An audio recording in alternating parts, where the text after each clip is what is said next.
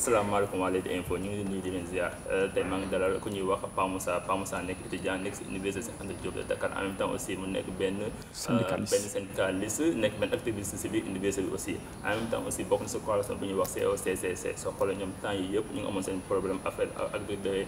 recours bi ñu déposé woon si Cour suprême genre ak yooyu quoi léegi danañ ko dalal ñu waxaale tamit dañuy waxaale aussi tamit si actualité politique Pa Moussa Niang ñu ngi leen di nuyu. maa ngi lay fay Nims le grand journaliste de tous les temps di tamit nuyu tamit ñi nga xam ne ñoo ñuy déglu ci Leewtoo info di nuyu tamit borom kër gi ak borom chaîne bi di ko ñaanal jàmm voilà di nuyu tamit waa Kaolack waa Parcelles waa Fass waaw baax na jërëjëf. voilà yaa ngi bokk si coalition bu ñuy wax COCCC. yéen fa amoon problème temps yi passé université Anta Diop ba recteur bi suspendre leen. am nañu suspendre 5 ans ñi 2 ans ñi 1 an mais ngeen déposé woon benn recours Cour suprême seen recours bi fan la mujjee. d' accord di la gërëm bu baax encore une fois de plus ci question yi ndax comme dañoo nekk ci pays de yoon maanaam dëkk boo xam ne yoon moo koy dawal biñ jëlee élection yi bi mu jeexee ñun ñoo gagné bi élection yi jeexee. mais comme on est yéen a gagné si élection yi. élection yi campus bi ñu naan maanaam plateforme campus Sen. xam nga vote yi vote électronique la à 18h plateforme bi day tëj bu tëjee après examen yi de élection yi dafay ubbeeku. résultat yi li mu affiché rek moom lay wax ne yow yaa gagné. mais loolu dafa amoon problème loolu tax ñu. waaw dafa amoon problème bi mooy beneen coalition bi ñoom ñoo am 0 ñun ñu am 69%. mais affaire bi dañ ko annulé parce que dafa amoon problème. waaw d' accord léegi nag bi mu amee problème ba pare dafa amaat ay violence léegi nag bi mu amee ay violence ñu constaté ne beneen camp bi moom moo doon def violence. mooy camp bi nga xam ne mooy liste orange renaissance. d' ailleurs sax boo xoolee ci réseaux sociaux yi am ay images yu circulé ñoom ñoo sol t-shirt yu orange dugg ci biir restaurant yi di toj di yàq nekk ci biir campus bi yàq lépp. léegi nag ñun lu tax ñu suspendre ñu conseil de discipline après la ñu woote plus de 85 étudiants mu am. conseil d' instruction boo xam ne da nga koy amal biir fac ba après ñu soog a dem mu am procès verbal boo xam ne d' instruction la ñu soog a dem rectorat foofu na ñu defee conseil de discipline léegi nag ñun dañoo am benn message bu ñu envoyé doyen fac droit bi mu publié moom après bi ñu génnee résultats yi ñu la def seen actes syndicaux commencé utiliser violence indi terreur dàqe gars yi tiital gars yi doyen bi dafa dem annuler élection yi doyen fac droit léegi bi mu annuler élection yi nag ñun ci moment boobu yàquñ defuñ dara mais moom lañ am ak affaire dañ ko envoyé message collectif boo xam ne ci WhatsApp la. dañ ko menacé de mort. amul menace d' ailleurs sax décision bi fii buñ ci ñëwaatee di nga gis ne avocat yi. ban message nga ko envoyé. message bi dañ ko envoyé benn message boo xam ne amul benn contenu comme li nga xam ne moom la conseil de discipline bi wax contenu boo xam ne insultant ak harcèlement ñoom lañ wax. dañ ne ko bu ma koy résumer message bi depuis quand vous êtes compétent à annuler les élections l'année dernière lorsque on vous a informé que les gens utilisaient des moyens frauduleux pour gagner des élections vous nous avez répondu que effectivement man sama yoon nekku ci l'essentiel ce qui est important c'est le résultat final. mais est-ce que tamit étudiants yi am ngeen droit. après ñu ne ko ñun duñ demaat beneen élection mais jàppal ne. boo nekkee ci sa position boobu taxaw ci mais yeneen élection moom du am ndax gagné nañ élection yi ba pare. message bi loolu la. dañ ko menacé aussi ne ko loo gis ñun la wala. non message bi amul loolu. amul loolu te amul moom fenn foo xam ne da koy firnde avant message bi moom dafa porté woon plainte police point e numéro dossier bi plainte yëpp maa ngi ak moom mais bi muy plainte foofu am na yeneen numéro yu mu plainte yoo xam ne dañ ko saaga bokkul ak message yi. léegi nag message yi dafa am ay politique bu ci dugg ku ci mel ni ñoo xam ne ay politiciens lañ. am seeni ay boo yoon na dañoo nekk université ànd ak coalition bi di xeex léegi nag problème am na xamul nuñ leen di sanctionné ñun xaaral ñu dugal leen ci mën naa cee cité ñaar tey boo jëlee ki ñu naan Pape Abdoulaye Touré ñëpp xam nañ ko activiste la mais bi problème bi amee moom yoonam nekku ci làq wi mais dañ ko cee boole ma boole la ñeneen ay Khady Badiane ñoo xam ne ñoom ñoo représenté FRAPP foofu mais bi problème bi amee ñoom seen yoon nekku ci envoyé nañ message mais da ngay xool yow nga envoyé message ak jiw ñoom ñaar ñëpp même message la kii ñu dóor ko 5 ans yow ñu dóor la 2 ans. mais est-ce que kon am na lu làqatu ci loolu. mais est-ce que fee yi bokk na aussi. même fee la même fait la d'ailleurs sax loolu bokk na ci moyens yi nga xam ne moom lañ soulever Cour suprême léegi nag ñun bi ñu defee loolu ba pare dañoo jàpp ne yoon am na ci réew mi comme ñun d'accord ñu dem Cour suprême bi ñu demee Cour suprême dem déposer fa benn recours ñaari recours lañ def recours boo xam ne dafay nekk référé administratif boo xam ne dafay jaar le juge des référés mu statuer dans l'urgence parce que booy yi moment boobu gone yi dañoo waroon dem def examen mu ngi tombé ak le 19 le 26 juillet la ñu waroon def examen ba le 4 août fac droit boo deful benn matière boo ko deful examen rek mooy redoubler nga kon urgence da woon pour juge bi mën a statuer mais ñun li ñu jaaxal mooy bi ñu déposé recours bi ak recours pour excès de pouvoir ñoom ñaar annexé ko dañoo jàpp ne juge bi moom dafa toog ba bërki démb le 26 soog ko rendre sa décision léegi nag loolu moo xam ne moom moo jaaxal ñëpp d'ailleurs man bind naa ci sax benn article boo xam ne génn na d'ailleurs bind nañ ci benn article boo xam ne sax mu ngi génn ci benn journal Walf Quotidien boo xam ne dañ naan la Cour suprême ci boppam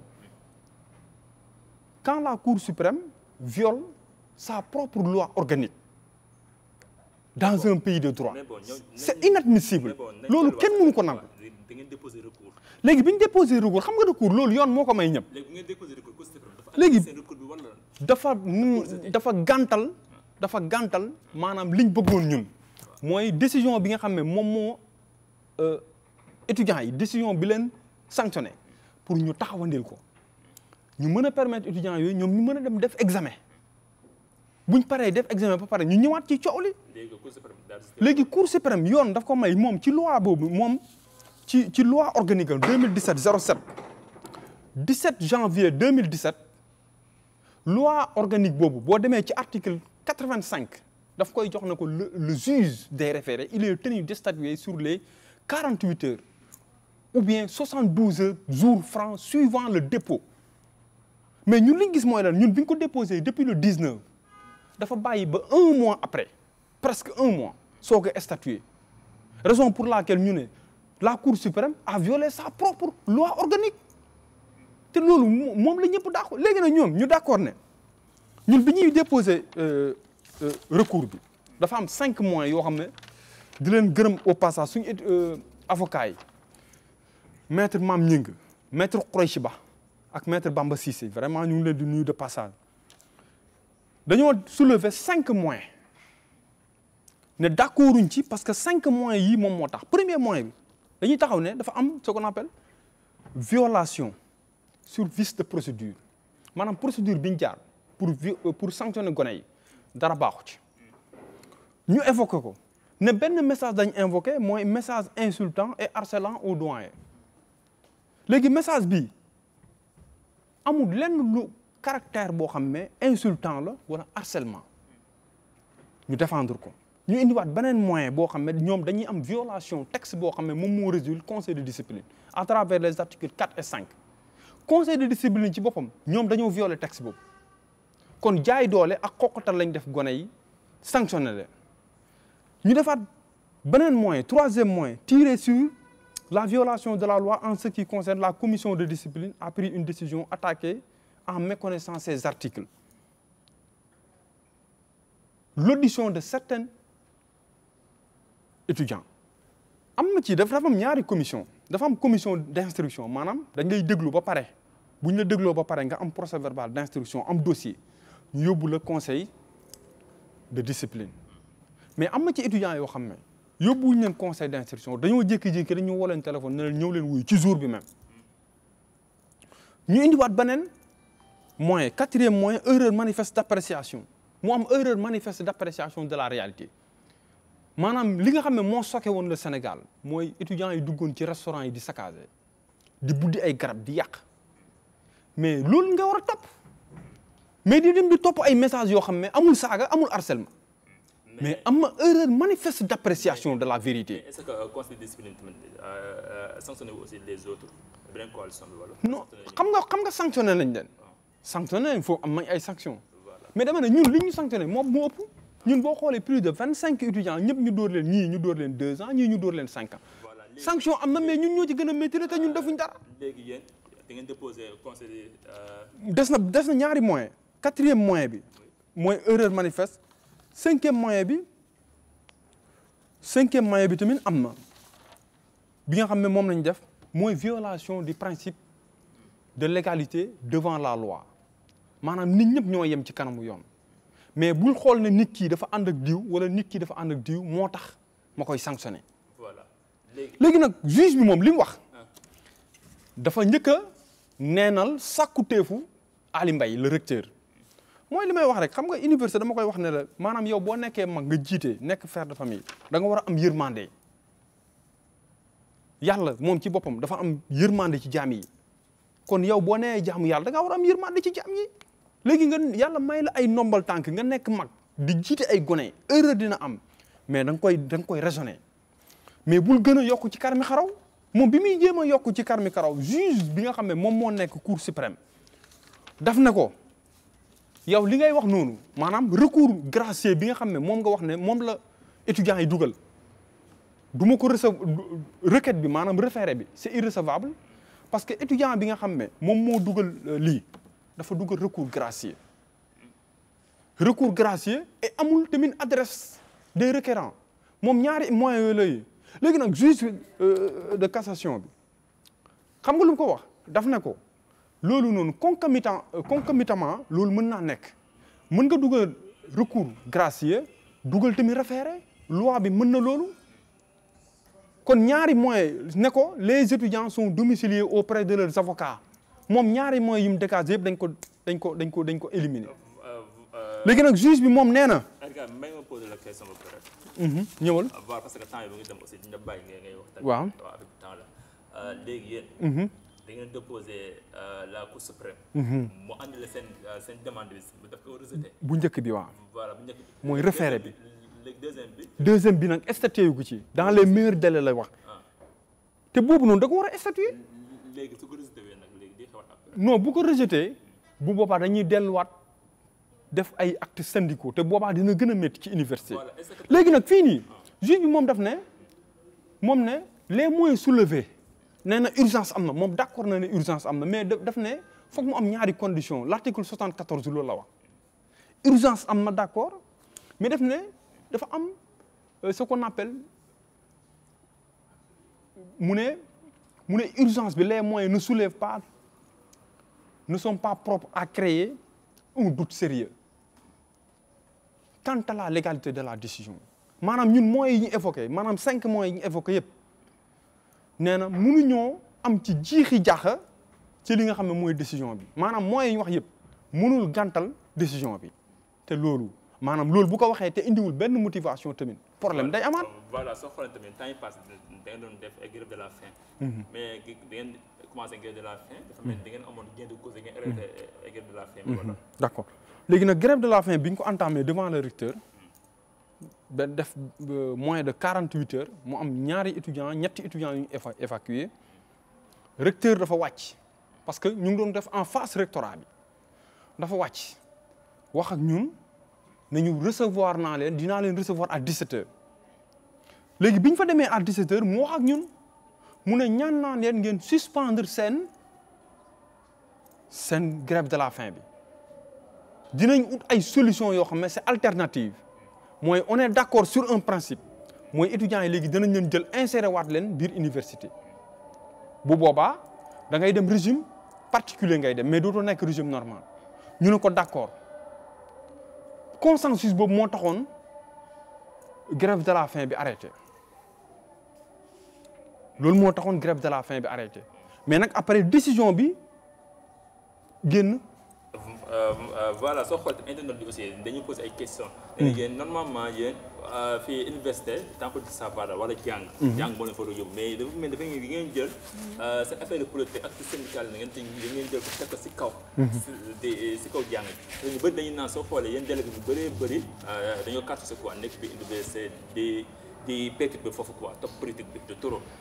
ba sàng ñoo xam ne peut-être seen yoon nekku si soo xoolee ñu bëri ay étudiants ñoo xam ne di sant dañ leen sanctionné mais grâce parce que à cause de vous. d'accord léegi dafa am loo xam ne moom mooy engagement politique am na engagement syndicaliste syndicalement nga engagé wu pour défendre l'intérêt des étudiants matériels et moraux loolu fi lañ ko fekk fi lañ koy bàyyi c'est de par votre volonté maanaam forcé wuñ kenn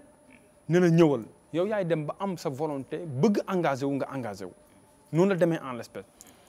mais dama ne la loolu ñoom dañ koy wax mais kenn amu ci preuve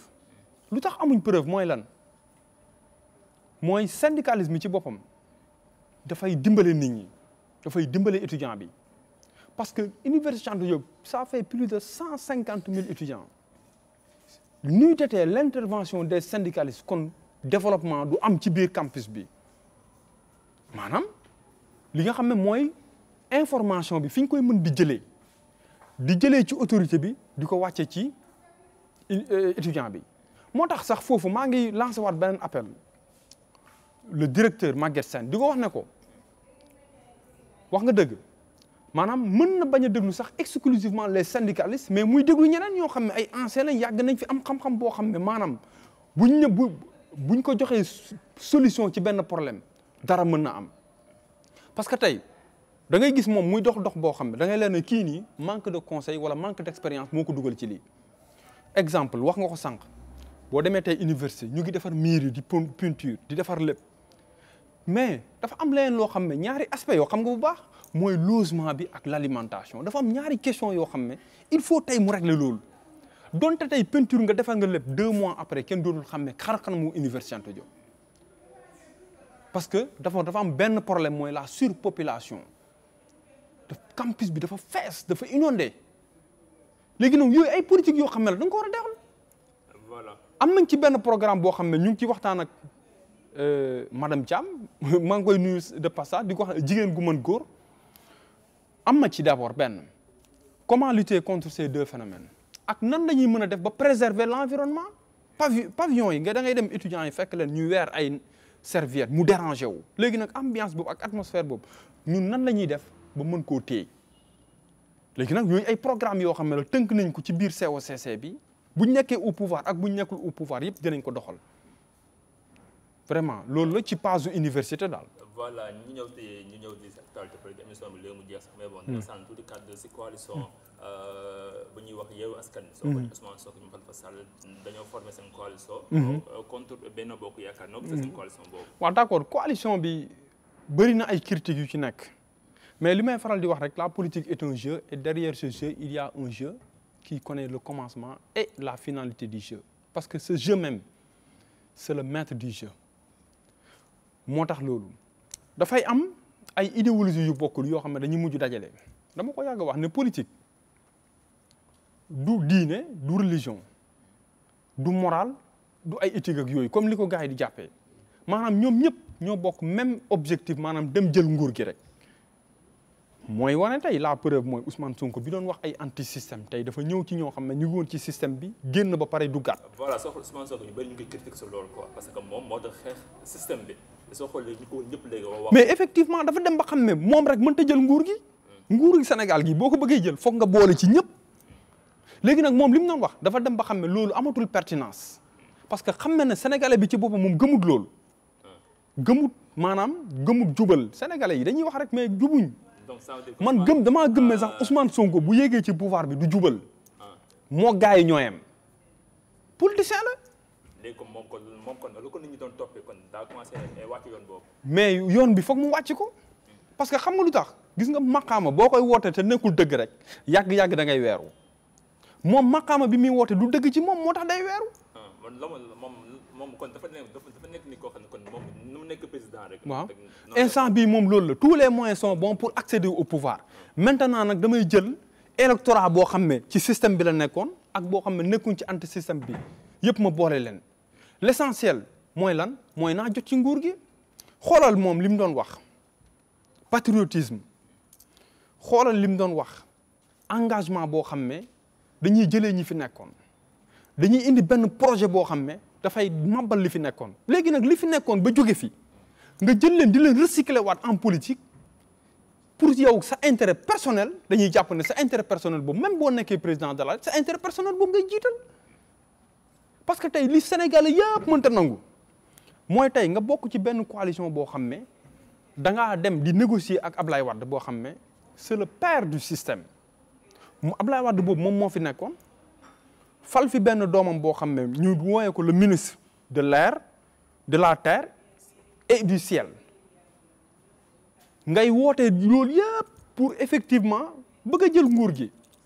léegi nag ñeneen ñi dañuy am raison xam nga ñu am raison dañ naan kat yow mi nekkoon fii di xeex yow mi nekkoon fii di wax nii Aliou Sall nangam Mamour Diallo nangam tey nga ñëw taxaw kat bëgg a mel ni ñoom ñun ñëpp dañuy amaat problème moo tax tey chaque jour li am nii day jox raison ñi nga xam ne ñoom ñoo ko doon yàgg a ŋàññi. Voilà loolu c'est quoi est-ce que ñoom 2022 bi élection yi est-ce que ñoom dañu am dara sens. waaw mën nañoo am dara parce que comme li ma la wax rek dafa am ay électorat boo xam ne instant bii électron libre la bu dee Dakar la peut-être Khalifa Sall mu ngi fi dañuy mottalante boo demee Ziguinchor ak ci base Casamance Sonko mu ngi fa nga jël côté Bougane dem côté Touba nangam moom am na fa électorat léegi ñoom dañuy jéem a dajaloo kon donc phase de test la primaire lay doon pour ñoom pour ñu dem élection présidentielle mais problème bi foofu lay nekkaat parce que dafa am Bougane boo xam ne moo nekk ci biir coalition bi d'abord keroog dafa claqué la porte parce que nee na couleur yi gisu ci boppam